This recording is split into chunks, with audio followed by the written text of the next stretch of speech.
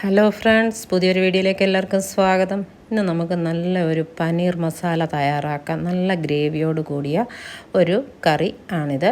അതിനുവേണ്ടി ഒരു പാൻ അടുപ്പത്ത് വെച്ച് ഒരു നല്ല വലിയ കഷ്ണം ബട്ടർ ചേർത്ത് അതിലേക്ക് ഉപ്പ്, മഞ്ഞൾപ്പൊടി, മുളക് പൊടി, 1 ടീസ്പൂൺ കസ്തൂരി മേത്തി ഇതുകൂടെ ചേർത്ത് വഴറ്റിയതിന് ശേഷം ഇതിലേക്ക് നമ്മൾക്ക് പനീർ ചേർത്ത് കൊടുക്കാം. പനീർ ചേർത്ത് ഈ മസാല അതിലൊന്ന് പിടിക്കുന്നിടം വരെ ഒരു 5-6 മിനിറ്റ് നന്നായിട്ടൊന്ന് ഇളക്കി യോജിപ്പിച്ചെടുക്കാം. ഈ മസാലയൊക്കെ ഒന്ന് പിടിച്ച് വരുന്നിടം വരെ ഇതൊന്ന് ഇളക്കി കൊടുത്താൽ മാത്രം മതിയാവും. ഈ സമയം നിങ്ങളെൻ്റെ ചാനൽ ആദ്യമായിട്ടാണ് കാണുന്നതെങ്കിൽ ഒന്ന് ലൈക്ക് ചെയ്യാനും ഷെയർ ചെയ്യാനും സബ്സ്ക്രൈബ് ചെയ്യാനും കൂട്ടത്തിൽ ആ ബെല്ലൈക്കണും കൂടി ഒന്ന് അമർത്തി ഓൾ എന്നുള്ള ആ ബട്ടൺ കൂടി ഒന്ന് പ്രസ് ചെയ്തേക്കണം. ഈ കറി നമുക്ക് അപ്പത്തിൻ്റെ കൂടെയും ഇടിയപ്പത്തിൻ്റെ കൂടെയും ഒക്കെ കഴിക്കാൻ പറ്റിയ നല്ല ഒരു ഗ്രേവിയോട് കൂടിയ ഐറ്റമാണ്. പനീറൊക്കെ നമുക്കിനി ഒന്ന് കോരി മാറ്റാം.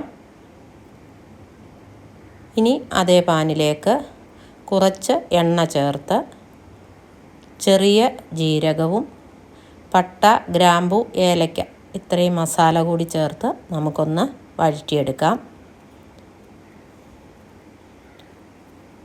മസാലയൊക്കെ ഒന്ന് മൂത്ത് വരുന്ന സമയം നമ്മളിതിലേക്ക് ചേർത്ത് കൊടുക്കുന്നത് ചെറുതായി അരിഞ്ഞ ഒരു സവാളയാണ്. ആ സവാള ഒന്ന് ലോ ഫ്ലെയിമിലിട്ട് വഴന്ന് വരുന്ന സമയത്ത് ഒരു 2-3 അല്ലി ചെറിയ വെളുത്തുള്ളി വളരെ ചെറുതായിട്ട് അരിഞ്ഞത് കൂടി ഇതിലേക്ക് ചേർത്ത് കൊടുക്കാം.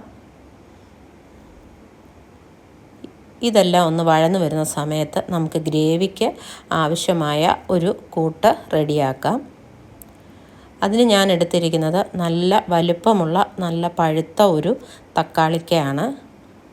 ആ തക്കാളിക്കായുടെ കൂടെ 1 ടീസ്പൂൺ മുളക് പൊടി, 1 ടീസ്പൂൺ മല്ലിപ്പൊടി, 1/2 ടീസ്പൂൺ ചെറിയ ജീരകപ്പൊടി, 1/2 ടീസ്പൂൺ ഗരം മസാല, പിന്നെ കുതിർത്ത 3 കാശ്മീരി മുളക്, ഒരു 1/2 ടീസ്പൂൺ മഞ്ഞൾപ്പൊടി, പിന്നെ നമ്മളെടുത്തിരിക്കുന്നത് 1 ടേബിൾ സ്പൂൺ കശുവണ്ടി പറങ്ങണ്ടിപ്പരിപ്പ് അതുകൂടി ചേർത്ത് ആവശ്യത്തിനുള്ള വെള്ളവും ചേർത്ത് നമുക്കിത് നന്നായിട്ട് അടിച്ചെടുക്കാം.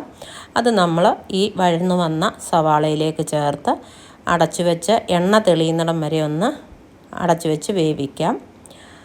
പിന്നെ അതിലേക്ക് നമ്മൾ നമ്മുടെ മിക്സിയുടെ ജാറ് കഴുകിയ വെള്ളം കൂടെ ചേർത്ത് കൊടുത്ത് ഗ്രേവിക്ക് ആവശ്യമായ ഉപ്പ് കൂടി ചേർത്ത് നമ്മൾ വഴറ്റി വെച്ചിരിക്കുന്ന ആ പനീറൂടെ ചേർത്ത് നന്നായിട്ടൊന്ന് യോജിപ്പിച്ചെടുക്കണം.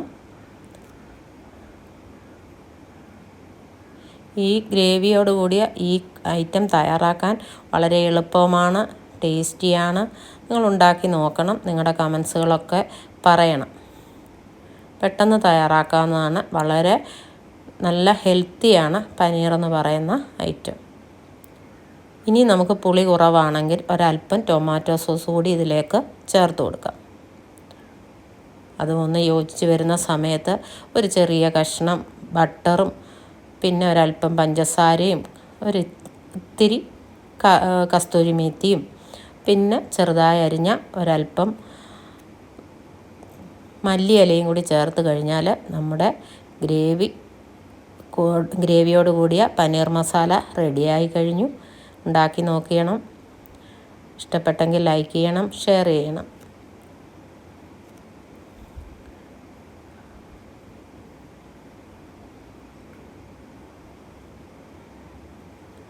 ഞാനിടുന്ന വീഡിയോസൊക്കെ നിങ്ങൾക്ക് ഇഷ്ടപ്പെടുന്നുണ്ടെന്ന് ഞാൻ കരുതുന്നു. ഇനി ഞാൻ വീഡിയോസ് അപ്ലോഡ് ചെയ്യുന്ന സമയം വൈകിട്ടായിരുന്നു. അത് ഞാൻ പകൽ ഒരു 11 മണിയിലേക്ക് മാറ്റിയിട്ടുണ്ട്. അതും കൂടി എൻ്റെ ഫ്രണ്ട്സ് ഒന്ന് ശ്രദ്ധിക്കുമല്ലോ. അപ്പോൾ ഇനി ഒരു പുതിയ വീഡിയോയുമായി കാണും വരെയും ബൈ ബൈ.